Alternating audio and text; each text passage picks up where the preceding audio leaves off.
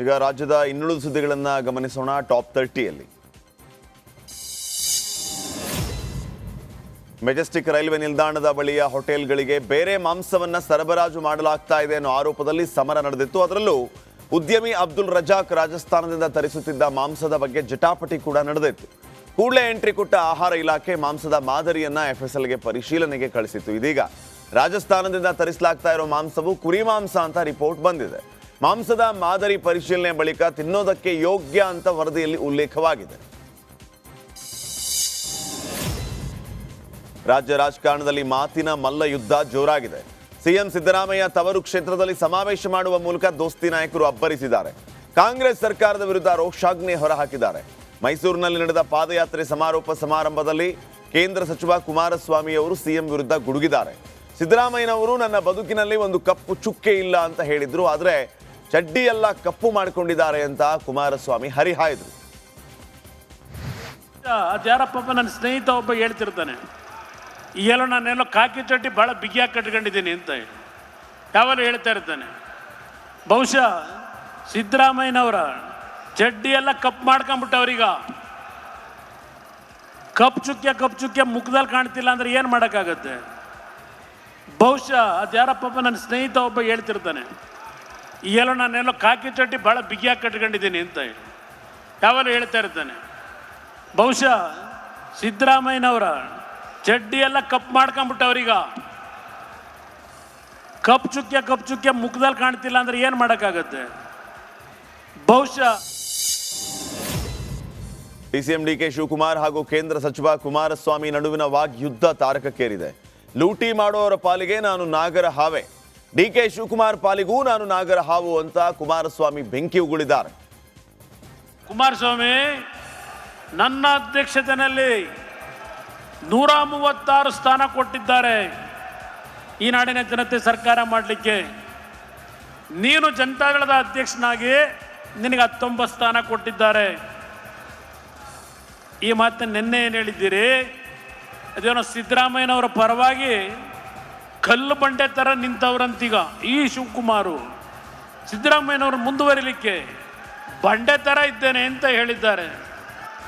ಬಹುಶಃ 2018-19 ಇದೇ ಬಂಡೆ, ಕನಕಪುರದ ಬಂಡೆ ಕುಮಾರಸ್ವಾಮಿಗೆ ಟ್ರಬಲ್ ಶೂಟರು, ಕುಮಾರಸ್ವಾಮಿ ರಕ್ಷಣೆ ಮಾಡೋನು ಅಂತ ಹೇಳಿ ಮಾಧ್ಯಮದ ಸ್ನೇಹಿತರು ಭಾಳ ಸ್ಟೋರಿ ಮಾಡಿದ್ರಿ.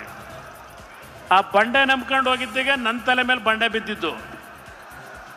ಆ ಬಂಡೆ ಸ್ವಲ್ಪ ದೂರ ಇಟ್ಟಿದ್ರೆ ಏನೂ ಆಯ್ತಿರ್ಲಿಲ್ಲ ನನಗೆ.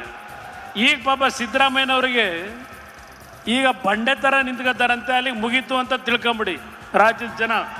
ಕುಮಾರಸ್ವಾಮಿ ಸ್ವಕ್ಷೇತ್ರ ಕನಕಪುರದಲ್ಲಿ ಡಿಸಿಎಂ ಡಿಕೆ ಶಿವಕುಮಾರ್ ಸಾರ್ವಜನಿಕರ ಅಹವಾಲನ್ನ ಆಲಿಸಿದರು. ಕ್ಷೇತ್ರದ ಜನರು ಬೆಂಗಳೂರಿಗೆ ಬರೋದನ್ನ ತಪ್ಪಿಸುವ ಸಲುವಾಗಿ ಡಿಕೆ ಶಿವಕುಮಾರ್ ಸ್ವಕ್ಷೇತ್ರ ಪ್ರವಾಸವನ್ನ ಕೈಗೊಂಡಿದ್ರು. ಪ್ರತಿ ತಿಂಗಳ 2ನೇ ಹಾಗೂ 4ನೇ ಶನಿವಾರ ಕನಕಪುರಕ್ಕೆ ಭೇಟಿ ನೀಡಲಿದ್ದಾರೆ. ಇನ್ನು ಇದೇ ವೇಳೆ ನೂರಾರು ಸಂಖ್ಯೆಯಲ್ಲಿ ಸಾರ್ವಜನಿಕರು ಆಗಮಿಸಿ ತಮ್ಮ ಸಮಸ್ಯೆಗಳನ್ನು ಹೇಳಿಕೊಂಡರು. ಅಧಿಕಾರಿಗಳ ಜೊತೆಗೂಡಿ ಸಮಸ್ಯೆ ಬಗೆಹರಿಸುವುದಾಗಿ ಡಿಸಿಎಂ ಡಿಕೆ ಶಿವಕುಮಾರ್ ಭರವಸೆಯನ್ನ ನೀಡಿದರು. ಗೃಹಲಕ್ಷ್ಮಿ ಯೋಜನೆಯ 9ನೇ ಕಂತು ಬಿಡುಗಡೆ ಹಿನ್ನೆಲೆ ಅಕೌಂಟ್ಗೆ ಹಣ ಬಿದ್ದಿದ್ದೇ ತಡ ಮನೆಗೆ ವಾಷಿಂಗ್ ಮಷಿನ್ ಖರೀದಿ ಮಾಡಿದ್ದಾರೆ. ಹಾವೇರಿಯ ಬಾಳಂಬೀಡ ಗ್ರಾಮದ ಚಂಪಾವತಿ ಕರೇವಣ್ಣವರ ವಾಷಿಂಗ್ ಮಷಿನ್ ಖರೀದಿಸಿ ಗಮನ ಸೆಳೆದಿದ್ದಾರೆ. ಬಳಿಕ ವಾಷಿಂಗ್ ಮಷಿನ್ಗೆ ಪೂಜೆಯನ್ನು ಸಲ್ಲಿಸಿ ಆರತಿ ಬೆಳಗಿದ್ದಾರೆ. ಚಿತ್ರದುರ್ಗದ ಕೋಟೆ ವೀಕ್ಷಣೆಗೆ ಬಂದಿದ್ದ ಪ್ರವಾಸಿಗನಿಗೆ ಎದೆ ನೋವು ಕಾಣಿಸಿಕೊಂಡಿತ್ತು. ಓಬವ್ವನ ಕಿಂಡಿಯ ಒಳಗೆ ನುಸುಳುತ್ತಿದ್ದಾಗ ಎದೆ ನೋವು ಕಂಡು ಬಂದು ವ್ಯಕ್ತಿ ಸ್ಥಳದಲ್ಲಿಯೇ ಕುಸಿದಿದ್ರು. ಬೆಂಗಳೂರು ಮೂಲದ ಪ್ರವಾಸಿಗನಿಗೆ ಸ್ಥಳದಲ್ಲಿದ್ದ ಪ್ರವಾಸಿ ಮಿತ್ರರು ಆರೈಕೆ ಮಾಡಿದ್ದಾರೆ. ಬಳಿಕ ಕೂಡಲೇ ವ್ಯಕ್ತಿಗೆ ಪ್ರಥಮ ಚಿಕಿತ್ಸೆ ನೀಡಿ ಆಸ್ಪತ್ರೆಗೆ ದಾಖಲಿಸಿದರು. ಹಿಂದೂ ಧರ್ಮ, ಲಿಂಗಾಯತ ಧರ್ಮ ಬೇರೆ ಅನ್ನೋ ಹೇಳಿಕೆ ವಿಚಾರಕ್ಕೆ ಸಂಬಂಧಪಟ್ಟಂತೆ ದಾವಣಗೆರೆಯಲ್ಲಿ ಜಾಗತಿಕ ಲಿಂಗಾಯತ ಮಹಾಸಭಾ ಹಿರಿಯ ಮುಖಂಡ ಮಹಾಂತೇಶ್ ಅಗಡಿ ಪ್ರತಿಕ್ರಿಯಿಸಿದ್ದಾರೆ. ಸಾಣೇಹಳ್ಳಿ ಶ್ರೀಗಳು ಹೇಳಿದ್ದು ಸರಿ ಇದೆ, ವಚನಾನಂದ ಶ್ರೀಗಳಿಗೆ ಅರಿವಿನ ಕೊರತೆ ಇದೆ. ಹೆಸರಿನಲ್ಲೇ ವಚನ ಅಂತಿದ್ರು, ವಚನ ಓದಿಕೊಂಡಂತಿಲ್ಲ. ವಚನಗಳನ್ನ ವಚನಾನಂದ ಶ್ರೀಗಳು ಓದ್ಕೋಬೇಕು, ಬೇಕಿದ್ರೆ ಅವರಿಗೆ ವಚನಗಳ ಪುಸ್ತಕಗಳನ್ನು ಕಳಿಸ್ಕೊಡ್ತೀವಿ ಅಂತ ಮಹಾಂತೇಶ್ ಅಗಡಿ ಟಾಂಗ್ ಕೊಟ್ಟಿದ್ದಾರೆ. ಹರಿಹರದ ವಚನಾನಂದ ಸ್ವಾಮೀಜಿಯವರು ಲಿಂಗಾಯತರು ಹಿಂದೂವಿನ ಒಂದು ದೊಡ್ಡ ಮಹಾಸಾಗರ, ಅದರ ಕೊಂಬೆ, ಅದರ ರೆಂಬೆ, ಅದರ ಭಾಗ ಅಂತ ಹೇಳಿ ಮತ್ತೆ ಸಮಾಜದಲ್ಲಿ ಗೊಂದಲವನ್ನು ಸೃಷ್ಟಿಸುವಂಥ ಹೇಳಿಕೆಗಳನ್ನು ಹೇಳ್ತಾ ಇದ್ದಾರೆ. ಇದರಿಂದ ಒಂದು ಸ್ಪಷ್ಟೀಕರಣ ಕೊಡಬೇಕನ್ನುವಂಥ ದೃಷ್ಟಿಯಿಂದ ನಾವು ಇವತ್ತು ಪತ್ರಿಕಾಗೋಷ್ಠಿಯನ್ನು ಕರೆದು ನಮ್ಮ ಎಲ್ಲ ವಿಚಾರಗಳನ್ನು ತಿಳಿಸಿದ್ದೇವೆ. ಸ್ವಾಮೀಜಿಯವರು ಈ ರೀತಿಯಾದಂಥ ಅಸಮ್ಮತವಾದಂಥ ಹೇಳಿಕೆಗಳನ್ನು ಕೊಡುವುದನ್ನು ನಿಲ್ಲಿಸಬೇಕು. ವಚನಾನಂದ ಶ್ರೀಗಳು ಸಹಿತ ವಚನ ಹೆಸರಿನಲ್ಲೇ ವಚನ ಅಂತಿರೋದ್ರಿಂದ ಸರಿಯಾಗಿ ವಚನಗಳನ್ನು ಓದಬೇಕು, ಅವುಗಳನ್ನು ಅರ್ಥ ಮಾಡಿಕೊಂಡು ಲಿಂಗಾಯತ ಒಂದು ಸ್ವತಂತ್ರ ಧರ್ಮ ಅನ್ನುವಂಥ ವಿಚಾರವನ್ನು ಜನರಿಗೆ ಮನಮುಟ್ಟಿಸ್ಬೇಕನ್ನುವಂಥ ವಿಚಾರವನ್ನು ನಾವು ಅದನ್ನೇ ನಾವು ಅದಕ್ಕಾಗಿ ನಾವು ಈಗ ಒಂದು ಸಲ 2 ಸಲ ಏನೋ ತಪ್ಪಿನಿಂದ ಹೇಳ್ತಾ ಇದ್ದಾರೆ, ಗೊತ್ತಿಲ್ಲ ಅಂತ ಹೇಳ್ತಾ ಇದ್ದಾರೆ.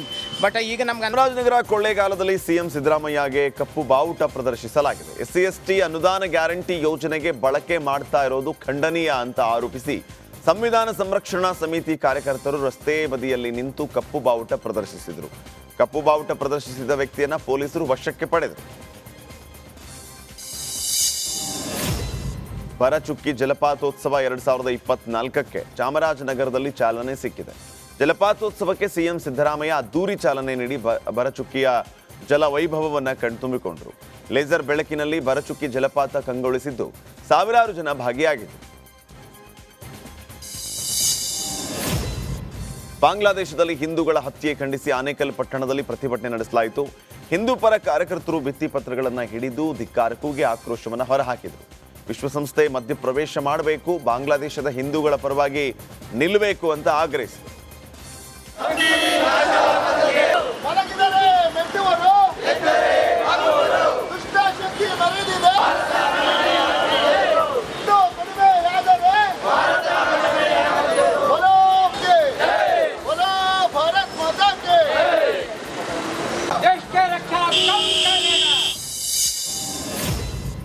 ನಿರ್ಮಾಣ ಹಂತದ ಕಟ್ಟಡದ ಸೆಂಟ್ರಿಂಗ್ ಕುಸಿದು ಓರ್ವ ಸಾವನ್ನಪ್ಪಿದ್ದು ಮತ್ತಿಬ್ಬರ ಸ್ಥಿತಿ ಗಂಭೀರವಾಗಿದೆ. ಪೀಣ್ಯದ NTS ಸರ್ಕಲ್ ಅಲ್ಲಿ ಈ ಘಟನೆ ನಡೆದಿದೆ. 5ನೇ ಫ್ಲೋರ್ನಿಂದ ಸೆಂಟ್ರಿಂಗ್ ಕುಸಿದ್ರಿಂದ ಹಿಮಾಂಶು ಎಂಬಾತ ಬಿದ್ದು ಸಾವನ್ನಪ್ಪಿದ್ದಾನೆ. ಸ್ನೇಹಂ ಕಾರ್ಖಾನೆ ಅಗ್ನಿ ದುರಂತದಲ್ಲಿ ಮೃತಪಟ್ಟ ಕಾರ್ಮಿಕನ ಕುಟುಂಬಕ್ಕೆ 18 ಲಕ್ಷ ಪರಿಹಾರ ವಿತರಣೆ ಮಾಡಲಾಗಿದೆ. ದುರಂತದಲ್ಲಿ ಬೆಳಗಾವಿಯ ಮಾರ್ಕಂಡೇಯ ನಗರದ ಯಲ್ಲಪ್ಪ ಗುಂಡ್ಯಾಗೋಳ ಮೃತಪಟ್ಟಿದ್ದರು. ಈ ಹಿನ್ನೆಲೆ ಕಂಪನಿ ಮಾಲೀಕ ಅನೀಶ್ ಮೇತ್ರಾಣಿ ಕಾರ್ಮಿಕನ ಮನೆಗೆ ತೆರಳಿ ಕುಟುಂಬಸ್ಥರಿಗೆ ಸಾಂತ್ವನ ಹೇಳಿದರು. ಮೃತ ಯಲ್ಲಪ್ಪನ ತಂದೆಗೆ 9 ಲಕ್ಷ ಹಾಗೂ ತಾಯಿಗೆ 9 ಲಕ್ಷ ಪರಿಹಾರ ಚೆಕ್ ವಿತರಿಸಿದರು. ದೂದ್ಸಾಗರ್ ಬಳಿ ಹಳಿ ತಪ್ಪಿದ ಗೂಡ್ಸ್ ರೈಲಿಂದ ಹಲವು ರೈಲುಗಳ ಸಂಚಾರ ವ್ಯತ್ಯಯವಾಗಿದೆ. ಗೋವಾಕ್ಕೆ ಸಾಗಬೇಕಿದ್ದ ಶಾಲಿಮಾರ್ ವಾಸ್ಕೋ ಅಮರಾವತಿ ಎಕ್ಸ್ಪ್ರೆಸ್ ಹುಬ್ಬಳ್ಳಿಯಲ್ಲಿ ನಿಲುಗಡೆಯಾಗಿದೆ. ಹೀಗಾಗಿ ಪ್ರಯಾಣಿಕರಿಗೆ ಹುಬ್ಬಳ್ಳಿ ಗ್ರಾಮಾಂತರ ವಿಭಾಗದಿಂದ ವಾಸ್ಕೋ, ಪಣಜಿ ಇತ್ಯಾದಿಗಳ ಕಡೆ 28 ವಿಶೇಷ ಬಸ್ಗಳ ವ್ಯವಸ್ಥೆಯನ್ನು ಮಾಡಲಾಗಿದೆ.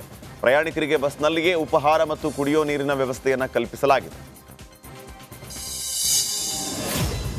KIADB ಭೂ ಸ್ವಾಧೀನ ವಿರೋಧಿಸಿ ರೈತರಿಂದ ಬೃಹತ್ ಪಂಜಿನ ಮೆರವಣಿಗೆ ಮಾಡಲಾಯಿತು. ದೇವನಹಳ್ಳಿ ತಾಲೂಕಿನ ಚನ್ನರಾಯಪಟ್ಟಣ ಗ್ರಾಮದಲ್ಲಿ ಪಂಜಿನ ಮೆರವಣಿಗೆ ಮಾಡಿದರು. ರಾಜ್ಯ ಸರ್ಕಾರದ ವಿರುದ್ಧ ಘೋಷಣೆ ಕೂಗಿ ಆಕ್ರೋಶ ಹೊರಹಾಕಿದರು. ಈ ವೇಳೆ ಹೋರಾಟದ ಸ್ಥಳಕ್ಕೆ ತಹಸೀಲ್ದಾರ್